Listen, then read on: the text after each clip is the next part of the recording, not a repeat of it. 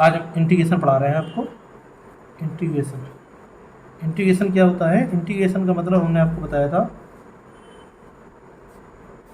Anti derivation, है ना।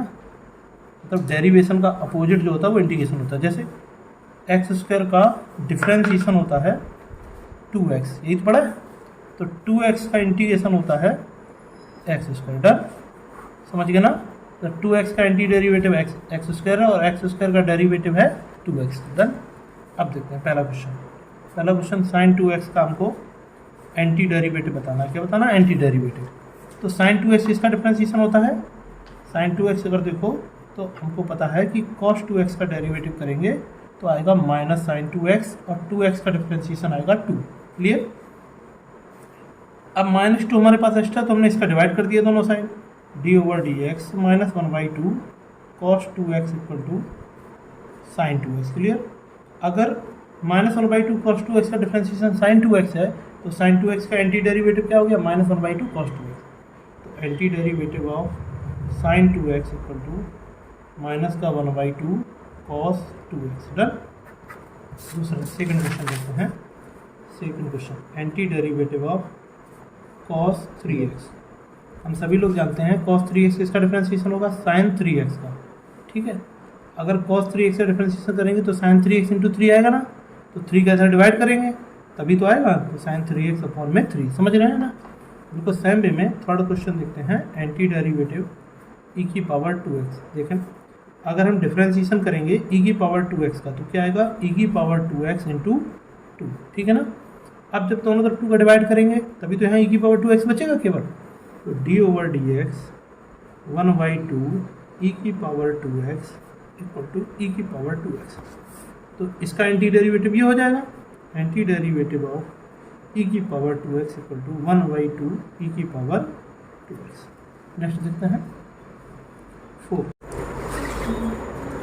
थोड़ा एक्स्ट्रा बताते हैं। एक्स्ट्रा का मतलब है 1/x² का इंटीग्रेशन, जिसका हम डायरेक्ट यूज करते हैं। इसको पहले लिखेंगे x की पावर -2 dx। क्लियर। x की पावर -2 का इंटीग्रेशन क्या हो जाएगा? x की पावर n+1 अपॉन में n+1 plus c। Done. x की पावर n+1 का मतलब हो गया -2 + 1 -1 अपॉन में -1 प्लस c। ये माइनस बाहर आ गया। x की पावर -1 का मतलब हो गया 1/x प्लस c। तो हमने जाना कि 1/x² का इंटीग्रेशन क्या होता है? 1/x² का इंटीग्रेशन होता है माइनस का 1/x प्लस c। इसका हम डायरेक्ट यूज करेंगे। ठीक है। इसके बाद एक और एक्स्ट्रा है। जैसे कहीं भी √x लिखा है उसका हम डायरेक्ट इंटीग्रेशन यूज करते हैं। √x का मतलब होता है x की पावर 1/2। x की पावर 1/2 का मतलब होता है x की पावर n+1 और अपॉन में n+1 प्लस c। x की पावर 1/2 + 1 का मतलब होता है x की पावर 1/2 और x की पावर 1। 1/2 + 1 का मतलब होता है 3/2 प्लस c। x की पावर 1/2 का मतलब होता है √x। x का मतलब x ये पलट के 2/3 हो जाएगा प्लस c। तो हमने जाना कि √x का इंटीग्रेशन डायरेक्ट क्या होता है? ये होता है 2/3 x √x। इसी हिसाब से हम डायरेक्ट यूज करेंगे 1/√। एक और एक्स्ट्रा डायरेक्ट यूज करेंगे 1/√x का इंटीग्रेशन। ठीक है। 1/√x का इंटीग्रेशन को क्या लिखते हैं? पहले हम लिख देंगे 1 अपॉन में x की पावर 1/2 dx। फिर इसको लिखेंगे x की पावर -1/2 dx। x की पावर -1/2 का इंटीग्रेशन करेंगे तो क्या हो जाएगा फार्मूला? x की पावर n+1 और अपॉन में n+1 प्लस c। डन। मतलब क्या है? -1/2 + 1 क्या हो जाएगा? -1/2 + 1 का मतलब है 2 बन जाए 2, तो -1 + 2 यानी कि प्लस का 1/2। डन। 2 में से बन गया 1। तो x की पावर 1/2 और अपॉन में भी 1/2 प्लस c। तो ये जो x 1/2 है ऊपर आके 2 हो जाएगा। 2 की पावर x की पावर 1/2 प्लस c यानी कि 2√x प्लस c। तो हमने जाना कि 1/√x का इंटीग्रेशन क्या डायरेक्ट यूज करेंगे? 2√x plus c। इसके बाद हम क्वेश्चन नंबर 12 पे बताते हैं। क्वेश्चन नंबर 12 देखते हैं। 12 में क्या है बेटा? x³ + 3x + 4 अपॉन में √x। इसको हम सॉल्व करते हैं।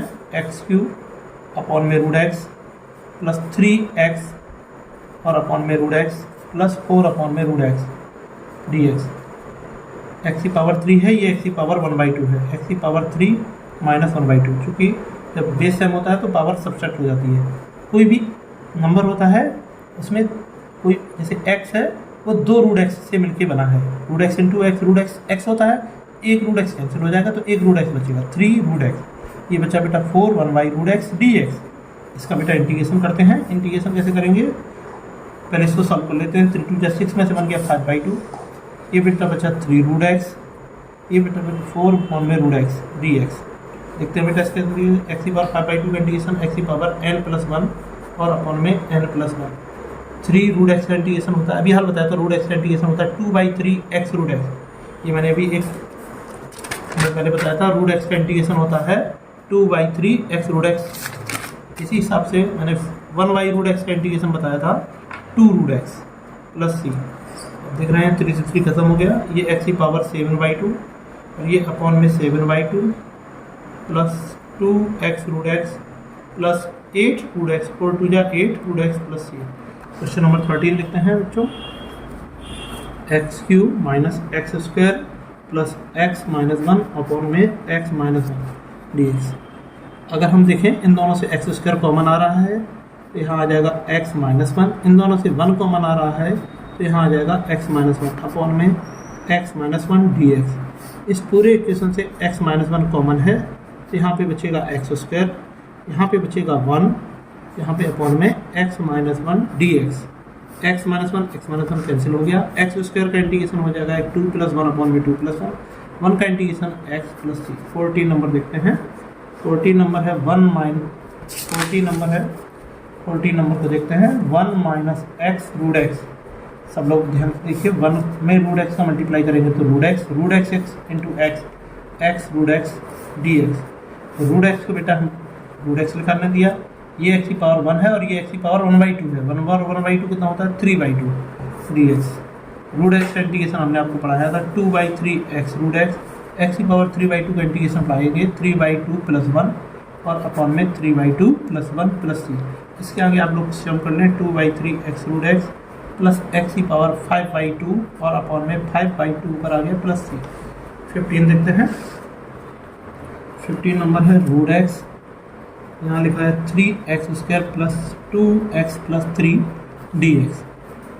3 इसका अंदर मल्टीप्लाई करेंगे तो ये पावर 2 है, ये पावर 1/2 है, 2 + 1/2 ये बेटा है, ये 1 है, ये पावर 1/2 है तो 2x की पावर 1 + 1/2 प्लस 3 रूट एक्स और इतने पूरे का इंटीग्रेशन करना है तो dx।